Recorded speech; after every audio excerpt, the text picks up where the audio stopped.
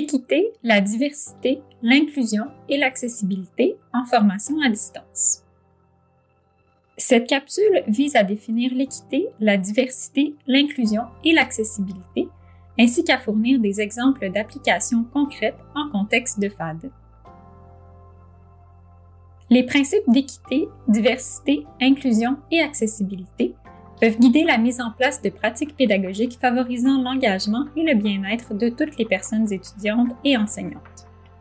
Ces principes assurent l'accès aux ressources en fonction des besoins et la représentation d'une multiplicité de perspectives provenant d'une diversité de groupes sociaux. Le contexte de la FAD peut faire ressortir des enjeux particuliers en matière de DIA. En effet, la démocratisation de l'enseignement supérieur par le biais de la FAD donne lieu à une diversification de la population étudiante. Les enjeux liés à l'équité, à la diversité, à l'inclusion et à l'accessibilité, vécus par les personnes étudiantes en FAD, peuvent passer inaperçus en raison de la distance et du sentiment d'anonymité dans les espaces d'apprentissage en ligne. Selon la définition proposée par l'UNESCO, la poursuite de l'équité consiste à identifier et à éliminer les obstacles afin d'assurer la pleine participation de toutes les personnes et de tous les groupes.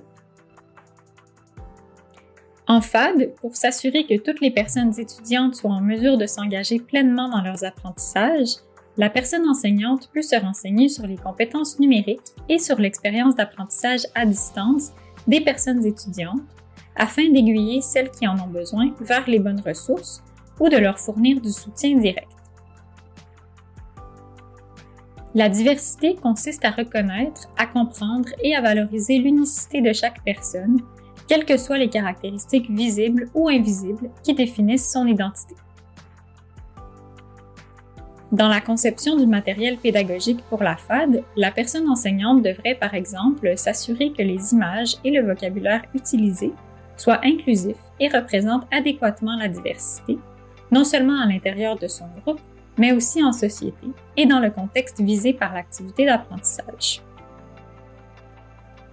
L'inclusion se caractérise par la création d'espaces au sein desquels toutes les personnes puissent se sentir accueillies, respectées et soutenues, peu importe leur situation personnelle. La perception d'inclusion permet aux personnes de développer un sentiment d'appartenance au groupe. En début de session, pour que toutes les personnes qui participent à un cours en ligne se sentent accueillies et reconnues, il peut être intéressant de proposer que chaque personne se présente au groupe, soit par le biais d'un message vidéo, audio ou écrit, selon sa préférence. La personne enseignante devrait comprendre la différence et encourager la participation active des personnes étudiantes tout au long de la session et souligner la contribution de toutes et tous. Finalement, l'accessibilité est associée à l'intégration de moyens efficaces pour permettre à toutes les personnes de s'engager dans les activités d'apprentissage en s'adaptant à une diversité de conditions, de préférences et de contextes de vie.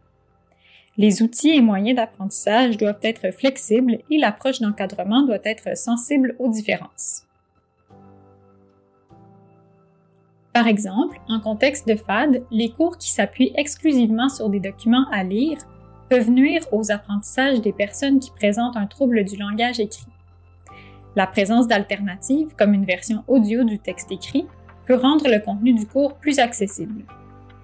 Le matériel pédagogique devrait respecter les normes d'accessibilité et les outils numériques choisis devraient pouvoir être utilisés sur une diversité de supports afin que même les personnes n'ayant pas accès à un appareil coûteux soient à même de consulter les ressources proposées dans le cadre du cours. Pour être en mesure de concevoir des cours empreints des principes de l'EDIA en FAD, il est essentiel que le personnel enseignant bénéficie d'occasions de développement personnel et professionnel dans les établissements d'enseignement supérieur. Les enjeux liés à l'équité, à la diversité, à l'inclusion et à l'accessibilité en FAD sont complexes et nécessitent une attitude autoréflexive.